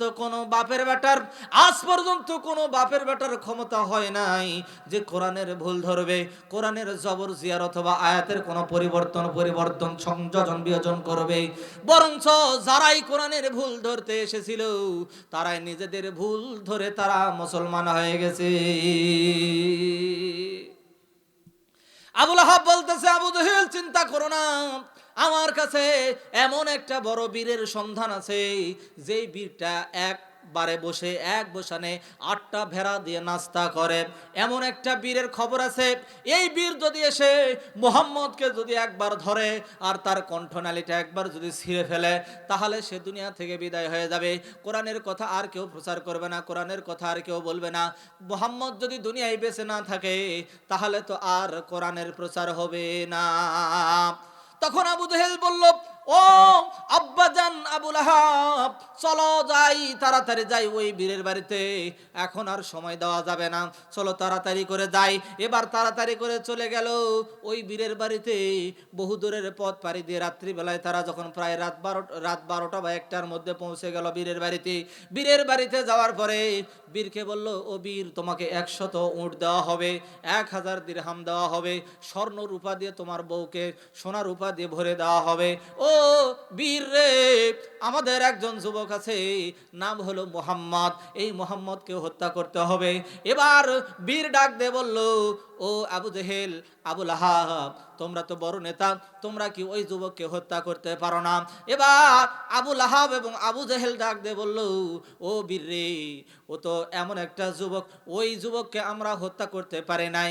আবু জেহেল বলল, বীর, আমি 54 বার চেষ্টা করেছিলাম মোহাম্মদকে মারার জন্য, কিন্তু 54 বার চেষ্টা করার পরও একবার আমি মোহাম্মদকে মারতে পারি নাই। আবুল আহাব বলল, বীর, এত প্রশ্ন করো না, তোমাকে আমরা ভাড়া করতে এসেছি, কন্ট্যাক্ট করতে এসেছি, বলো তোমার কি কি লাগবে, আমরা তোমাকে তা সবকিছু দিয়ে দিব, তুমি মুহাম্মদকে মারতে পারবে কিনা বলো। বীর বলতেছেন, ও আবুল আহাব, আবু জেহেল, বলো তো দেখি ওই মুহাম্মদটা লোকটা কেমন? বলে, লোকটা বেশি মোটাও না, বেশি চিকনও না। বলে, মুহাম্মদ কি খায়? বলে, মুহাম্মদ শুধু শাকসবজি খায়। বলে, মুহাম্মদ দেখতে কেমন?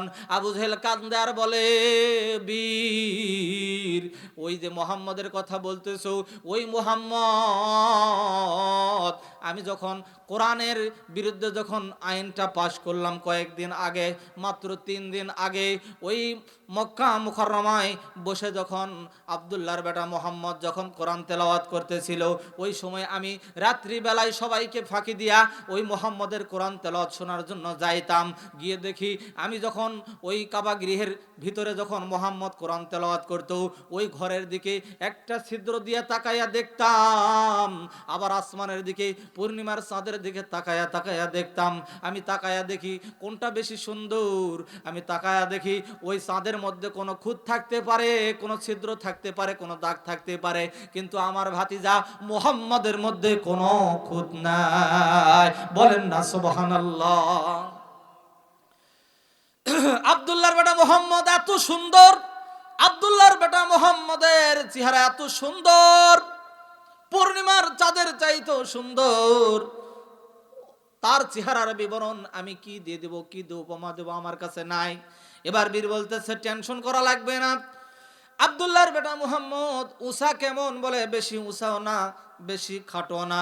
এবার বীর বলতেছে, ঠিক আছে, আপনাদের প্রস্তাবে আমি রাজি হয়ে গেলাম, আজকে যেতে পারবো না, রাত্রি যেহেতু হয়ে গেছে, আজকে রাত্রে আপনারা আমার বাড়িতে মেহমান হয়ে থাকেন, আগামীকাল সকালবেলা নাস্তা করে রেডি হয়ে শক্তিটা অর্জন করে আমি আগামীকাল গিয়ে সাফা মারোয়ার মাঝখানে গিয়ে আব্দুল্লাহর বেটা মুহাম্মদকে দুনিয়া থেকে বিদায় করে দেব। বীরকে কন্টাক্ট করা হয়ে গেল। বীর বলল, ও আবু জেহেল, আবুল আহাব, তোমরা পাশের রুমে ঘুমাও। বীর এবার তার স্ত্রীর সঙ্গে পাশের রুমে গিয়ে ঘুমালো। আবু জেহেল, আবুল আহাব তারাও ঘুমিয়ে গেল। ঘুমানোর পরে এবার রাত্রিবেলায় যখন রাত 2টা, 2:30 বা 3টা বাজে, এমন সময় বীরের বউয়ের ঘুম ভেঙে গেল। বীরের বউ এবার ওখান ঘুম থেকে উঠার পরে, ঘুম থেকে উঠে বীরের 2টা পা জড়াইয়া ধরা অঝর নয়নে কান্নাকাটি শুরু করে দিয়ে বীরকে ডাক দিয়ে বলতেছেন, ও আমার স্বামী, ও আমার স্বামী বড় বীর, তোমাকে আমি একটা অনুরোধ করতে চাই। জীবনে যত মানুষকে তুমি মেরেছো, জীবনে যত মানুষকে তুমি হত্যা করেছো, অনেক মানুষকে তুমি হত্যা করেছো, যার কারণে আমি তোমার তরবারিতে ধার দিয়ে দিয়েছি। আবার অনেক মানুষকে হত্যা করেছো তীর দিয়ে, আমি তোমার তীরের মধ্যে বিষ মিশিয়ে দিয়েছি। কিন্তু আজকে তুমি যেই লোকটিকে মারার জন্য নিয়ত করেছো, আগামীকাল সকালবেলা যেই মানুষটিকে তুমি সাফা মারোয়ার মাঝখানে গিয়ে যেই মানুষটিকে তুমি মারার জন্য নিয়ত করেছো, ও স্বামী, তোমাকে আমি আজকে নিষেধ করতে চাই, তোমাকে আজকে অনুরোধ করতে চাই, তোমাকে আমি আজকে একটা আবদার করতে চাই তোমার কাছে। ওগো স্বামী, যদি প্রাণের মায়া থাকে, ওই আগামীকাল গিয়ে আব্দুল্লাহর বেটা মুহাম্মদকে তুমি হত্যা করবা না। কারণ আবু জেহেল এবং আবুল আহাব তোমাকে যেই কথা বলেছে, আব্দুল্লাহ আব্দুল্লাহর বেটা মুহাম্মদ সম্পর্কে, আব্দুল্লাহর বেটা মুহাম্মদ সম্পর্কে যেই কথা তোমাকে বলেছে, আসলে এরা তোমাকে সত্য কথা বলে নাই, পুরাটাই মিথ্যা কথা বলেছে। বীর বলতেছে কি মিথ্যা কথা বললো? তে বলতেছে মিথ্যা কথা এমন কথা বলেছে, বেশি লম্বা না বেশি খাটো না, আসলে মুহাম্মদ তো এমন নয়, মুহাম্মদ এমন একটা মানুষ, আমি দেখলাম ওই মুহাম্মদকে রাত্রিবেলায় স্বপ্নে আমি দেখলাম ওই মুহাম্মদটি কাবা গৃহের উপরে দাঁড়িয়ে আছে, আর তার পা সম্পূর্ণ তাহাতাত সারা সমস্ত জমিন পর্যন্ত ছড়িয়ে আছে, বলে আল্লাহু আকবার। এবং ওই মুহাম্মদের মাথাটা আমি দেখলাম আল্লাহর আরশে মোল্লার উপর পর্যন্ত বিস্তৃত হয়ে আছে। ও বীর রে, ও আমার স্বামী রে, জানের মায়া যদি থাকে তাহলে তুমি এদের কথায় যাইও না, যাইও না, কারণ ওই মুহাম্মদ সাধারণ কোনো মানুষ না। যদি সাধারণ মানুষ হইতো তাহলে তার পা তো জমিন পর্যন্ত তাহাতাত সারা পর্যন্ত বিস্তৃত থাকতো না, আর আল্লাহর আরশে মোল্লা পর্যন্ত তার মাথাটা বিস্তৃত থাকতো না। মুহাম্মদের কথা কি বলবো, মুহাম্মদের কথা নাই বাদ দিলাম, কিন্তু তার পাশে একটা যুবক দাঁড়িয়ে ছিল, ওই যুবকটা কুচকুচে কালো রঙের একটা যুবক ছিল। ওই যুবকটা আমার প্রতি লক্ষ্য করে বলতেছে, বীরের বউ,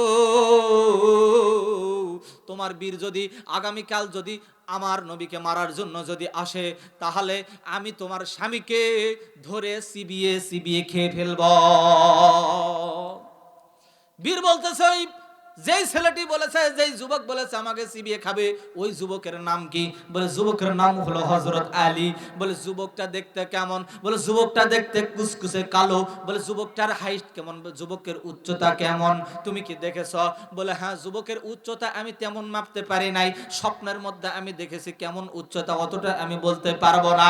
কিন্তু ওই যুবক যখন কথা বলতেছিল, যুবক যখন বলেছিল তোমাকে চিবিয়ে চিবিয়ে খাবে, তখন আমি দেখলাম ওই যুবকের দাঁত একটা বের হয়ে এসেছিল, পাটির একটা দাঁত বের হয়ে এসেছিল। ওই দাঁতের ঝলকানিতে আমি বুঝতে পারলাম ওই যুবকের প্রত্যেকটা দাঁত হবে কমপক্ষে 2 হাত লম্বা। বলো আল্লাহু আকবার। কয় হাত? 2 হাত যদি লম্বা দাঁত হয়, বলেন তো চিবিয়ে খাবে না? বীর এবার বইয়ের কথা শুনে এবার পার্শ্বের রুমে গিয়ে আবু জেহেল ঘুমাইতেছে, আবু লাহাব ঘুমাইতেছে। আবু জেহেল আবু লাহাবকে এবার জোরে একটা ধাক্কা দিল, ধাক্কা দিয়ে বলতেছে, এই আবু জেহেল, এই আবু লাহাব, তাড়াতাড়ি ঘুম থেকে ওঠ। তোমরা কি আমাকে মিথ্যা কথা বলেছিস? মোহাম্মদটা আসলে দেখতে কেমন, আর আলী মোহাম্মদের কে হয়? বলেন তো, যদি রাত 12টায় কেউ ঘুমায় আর রাত 2টায় যদি তাকে ঘুম থেকে জেগে তোলা হয়, বলেন তো সেই লোকটি কি আর ভালো থাকতে পারবে? মাথা কি আর ঠিক থাকবে? তারপর মাথার স্ক্রু যদি আল্লাহ ঢিল করে দেয়, তাহলে আরো অবস্থা। যেমনি ভাবে একজন বলেছিল যে হজ করার জন্য মানুষ যেখানে মক্কা যায়, এখানে নাকি কাবা গৃহ বানানো হয়েছে ব্যবসা করার জন্য। বলে নাউজুবিল্লাহ। এক কথায় মন্ত্রিত্ব শেষ। কি হয়ে গেছিল? মুরগি হয়ে গেছিল। মনে আছে? লতিফ সিদ্দিকী, মনে আছে? আরেকজন বলেছিল, টাকলা মুরাদ বলেছিল যে বাংলাদেশে বিসমিল্লাহ চলবে না। বিসমিল্লাহ আজও চলে, কিয়ামত পর্যন্ত চলবে, কিন্তু টাকলা মুরাদ বাংলাদেশে চলবে। শুধু বাংলাদেশে নয়, কানাডায় গেল, কানাডার সরকার ঘোষণা করে দিল ওই মাল আমাদের দেশে চলবে। ভুটানে গেল, ভুটানের সরকার বলল ওই মাল বাংলাদেশ, ওই মাল আমাদের দেশে চলবে না। বীর বলতেছে, আবু জেহেল, ও আবু লাহাব, কি কথা বলেছো মুহাম্মদের সম্পর্কে? তোমরা এমন মিথ্যা কথা বলেছো কেন? বলে কি মিথ্যা কথা বলেছি? বলে আবু মুহাম্মদের আরেকজন কোন বন্ধু আছে নাকি? ওখানে আলী নামে একজন আছে। আলী মুহাম্মদের কে হয়? আলী মুহাম্মদের কে হয়? বলে চাচাতো ভাই সম্পর্কে, আপন চাচাতো ভাই। বীরের কলিজায় কামড় লেগে গেছে, মোচড় লেগে গেছে। বীর এখন চিন্তা করে, হায় রে কি ব্যাপার, স্বপ্ন তো মিলতেছে। ওর দাঁতের সাইজ কেমন? আমার বউ বলল ওর এক একটা দাঁত নাকি 2 হাত লম্বা। আবু জেহেল এরকম করে চোখ ঘুষতেছে আর বলতেছে, এত ছোট দেখলো কেন? কয় হাত লম্বা? এত ছোট দেখলো কেন? বীরের আরো ভয় লেগেছে। আবু লাহাবকে ডাক দিয়ে বলতেছে, এই আবু লাহাব, আলীর দাঁত নাকি এক একটা 2 হাত করে লম্বা, তুমি কি বলো? কই যখন যেরকম লাগে, যখন যখন যেরকম লাগে। বীর বলতেছে তোমরা এখনই আমার বাড়ি থেকে বের হয়ে যাও, আমি তোমাদের অর্ডার ক্যান্সেল করলাম, আমি মারতে যাব না, আমি মোহাম্মদকে মারতে যাব না। এবার আবুল আহাব বলতেছে ও বীর টেনশন করার দরকার নাই, আলীকে আমরা সামলাবো আর তুমি মোহাম্মদকে সামলাবা, আলীকে আমরা দেখে নেব আর মোহাম্মদকে কে দেখে নেবে? মোহাম্মদকে তুমি দেখবা আর আমরা আলীকে সামলাবো, কোনো টেনশন নাই, আগামীকাল চলো যাই। বীর বলল ঠিক আছে আগামীকাল চলে যাব। সকালবেলা উঠে 8টা ভেড়া দিয়ে নাস্তা করলো, রুটি খাইলো। খাওয়ার পরে বীর সব দিক দিয়ে গোটা শরীরে তেল মালিশ করে সব একবার ওকে রেডি হয়ে বলতেছে চলো যাই। এবার যাওয়ার পরে দেখে আল্লাহ রসুল সাল্লাল্লাহু আলাইহি সাল্লাম সাফা এবং মারওয়ার মাঝখানে বসে থেকে 29 জন সাহাবীকে নিয়ে তাবলিগ করতেছে। কি করতেছে? 29 জন সাহাবীকে নিয়ে দিনের তাবলিগ করতেছে। কিসের তাবলিগ? কোরআনের তাবলিগ করতেছে। ভাই অনেক রাত হয়ে গেছে, রাত 12টার মধ্যে শেষ করার কথা, আর মাত্র 3 মিনিট আছে, মোনাজাত করতে আর অনেক সময় চলে যাবে। ভাই অনেক লম্বা ঘটনা, এখন বলতে গেলে অনেক সময় হয়ে যাবে। না ভাই অনেক সময় লাগবে ভাইজান। লক্ষ্মীটি যদি আশেপাশে কোথাও ইনশাল্লাহ আসি তাহলে আপনাদেরকে অনেক সময় লাগবে ভাইজান, অনেক সময় লাগবে। দেশে হে আগুন লাগাইয়া আলেমদের জ্বালাইয়া, দেশে হে আগুন লাগাইয়া আলেমদের জ্বালাইয়া, পালাইয়া সাইরা গেলে ঢাকা, গণভবনটা এখন ফাঁকা। বলেন বলেন। দেশে হে আগুন লাগাইয়া জনতার জ্বালাইয়া, পালাইয়া সাইরা গেলে ঢাকা, গণভবনটা এখন ফাঁকা। বুবুরে গণভবনটা এখন ফাঁকা। ও তোমায় অধিকারের কথা বললে বলেছিল রাজাকার, দেশবাসী বুঝে গেছে তুমি বড় স্বৈরাচার।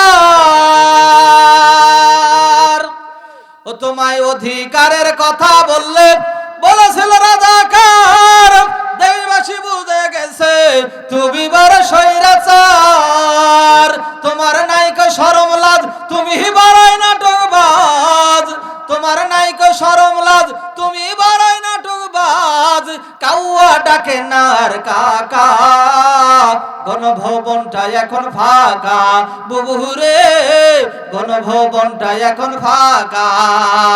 দেশে আগুন লাগাইয়া জনতার জ্বালাইয়া, পালাইয়া সাইরা গেলে ঢাকা, বাংলাদেশটা এখন ফাঁকা। বুবুরে বাংলাদেশটা এখন ফাঁকা। খেলা হবে খেলা হবে শামীম তো আর বলে না, সংসদে মমতাজের বুকটা এখন ফাটে না। খেলা হবে শামীম তো আর বলে না, সংসদে মমতাজের বুকটা এখন ফাটে না। পলকের ঝলক তো আর নাই, বুবুর টাকলা মুরাদ নাই। পলকের ঝলক তো আর নাই, বুবুর টাকলা মুরাদ নাই। কবে পাবো তোমার দেখা, মামুর বাড়ি থাকবা কি একা। বুবুরে মামুর বাড়ি থাকবা কি একা। দেশে আগুন জ্বালাইয়া, দেশে আগুন লাগাইয়া আলেমদের জ্বালাইয়া, পালাইয়া সাইরা গেলে ঢাকা, গণভবনটা এখন ফাঁকা। বুবুরে গণভবনটা এখন ফাঁকা। ও তুমি মিথ্যা মামলায় ফাঁসি দিলাম সোনার আলেম গুলারে, কত বড় ডাইনি সেদে নাই মায়া তোর অন্তরে। ও তুমি মিথ্যা মামলায় ফাঁসি দিলাম সোনার আলেম গুলারে, কত বড় ডাইনি সেজে নাই মায়া তোর অন্তরে। ও সেই আদালত আছে ফাঁসির দড়িও আছে, সেই আদালত আছে ফাঁসির দড়িও আছে। কবে পাবো তোমার দেখা, থাকবা কি মামুর বাড়ি একা, ডাইনি রে কবে পাবো তোমার দেখা, ও বুবু রে অপেক্ষায় আছে বুবু ঢাকা। দেশে আগুন লাগাইয়া আলেমদের জ্বালাইয়া, দেশে আগুন লাগাইয়া আলেমদের জ্বালাইয়া, পালাইয়া সাইরা গেলে ঢাকা, কোন ভবনটা এখন ফাঁকা, বুবু রে বাংলাদেশটা এখন ফাঁকা। ঠিক কিনা বলেন? লিল্লাহে তাকবীর, লিল্লাহে তাকবীর, লিল্লাহে তাকবীর। ওয়া আখির দাওয়ানা আলহামদুলিল্লাহি রাব্বিল আলামিন। ভাইজান কিছু বলবেন? সভাপতি বক্তব্য দিয়ে দেন, ও মুনাজাত হবে ইনশাআল্লাহ। সম্মানিত উপস্থিতি, আল্লাহ রাব্বুল আলামিনের পক্ষ থেকে অশেষ নিয়ামত। আমরা সুস্থ একটা শরীর পেয়েছিলাম, বাদ মাগরিব থেকে এ পর্যন্ত আমরা এই মাহফিলটাকে أنفسنا وإن لم تغفر لنا وترحمنا لنكونن من الخاسرين. ربنا إنك أنت السميع العليم وتب علينا إنك أنت التواب الرحيم. رب ارحمهما كما ربياني صغيرا، رب ارحمهما كما ربياني صغيرا، رب ارحمهما كما ربياني صغيرا. رب العالمين গভীর রজনীতে আমি গুনাহগার, কতগুলি গুনাহগার বান্দাগুলিকে নিয়ে আসমানের নিচে জমিনের উপরে আল্লাহ, আমি গুনাহগার কতগুলি গুনাহগার বান্দাগুলিকে নিয়ে তোমার শাহী দরবারে দুখানা করে হাত উঠাইলাম আল্লাহ রব্বুল আলামিন। জীবনে কত গুনাহ করে ফেলেছি ও আল্লাহ, এই গুনার কথা যদি মানুষ জানতো আমাদেরকে দূর দূর করে তাড়াইয়া দিত আল্লাহ রব্বুল আলামিন। জীবনে এত গুনাহ করলাম, তারপরে এক মুহূর্তের জন্য রিজিক বন্ধ করে দিলেন না আল্লাহ। ও আমার মালিক, জীবনে কত গুনাহ করলাম ও গো মালিক, তারপরও এক মুহূর্তের জন্য অক্সিজেন বন্ধ করে দিলেন না আল্লাহ, সূর্যের আলো বন্ধ করে দিলেন না আল্লাহ রব্বুল আলামিন। ও আল্লাহ, মেহেরবানি করে আমি গুনাহগার সহকারে এখানে যতগুলি মানুষ উপস্থিত, মাইকের আওয়াজ যে পর্যন্ত যায়, যারা শুনতেছে পর্দার অন্তরালে, পর্দা নিশিনা বেদা সালেহা সকল গুণে গুণান্বিত আমার মা বোনেরা আছে রব্বুল আলামিন। মা বোনদের উদ্দেশ্যে কোনো ওয়াজ করতে পারি নাই, রব্বুল আলামিন তুমি আমাকে ক্ষমা করে দিও আল্লাহ রব্বুল আলামিন। তাকায় দেখো কোরআনের ভালোবাসায় কত মানুষ গভীর রজনী পর্যন্ত চাতক পাখির মতো ঠান্ডার মধ্যে বসে আছে আল্লাহ। আল্লাহ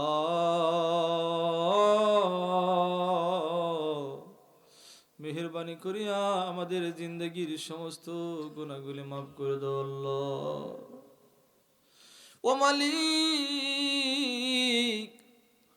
যেই যুবক ভাইরা আজকে মাহফিলের আয়োজন করেছে, তারা ইচ্ছা করলে গান বাজনার আয়োজন করতে পারত, কিন্তু গান বাজনার আয়োজন না করিয়া তাফসীর মাহফিলের আয়োজন করেছে আল্লাহ রব্বুল আলামিন। এই মাহফিলের ওসিলায় এই যুবকগুলির বিগত দিনের সব গুনাহগুলি মাফ করে দাও আল্লাহ। আল্লাহ যুবকগুলিকে ইসলামের জন্য কবুল করে নাও আল্লাহ। ও মালিক, এই যুবকগুলিকে ইসলামের হাতিয়ার বানাইয়া দাও ও মালিক। আগামী দিনের ওমর বানাইয়া দাও, আলী বানাইয়া দাও, খালিদ বিন ওয়ালিদ বানায়া দাও, হামজার মতো বীর সেনানী সৈনিক বানায়া দাও আল্লাহ। আল্লাহ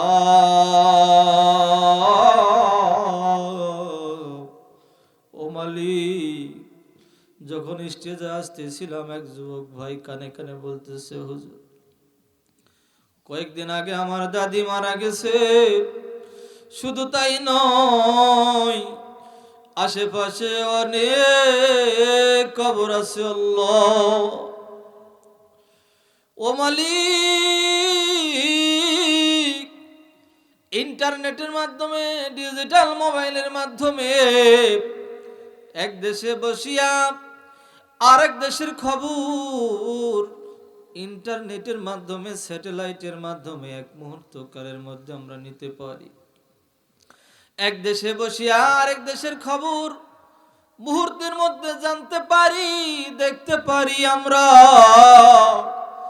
কিন্তু বাড়ির পাশে ঝোপের ধারে নদীর কিনারায় জানালার পাশে যেই কবর, ওই কবরের নেই না তো কেউ খবর আল্লাহ। আল্লাহ যারা হাত উঠাইল, অনেকের মা নাই, অনেকের বাবা দুনিয়া থেকে বিদায় নিয়ে চলে গেছে আল্লাহ।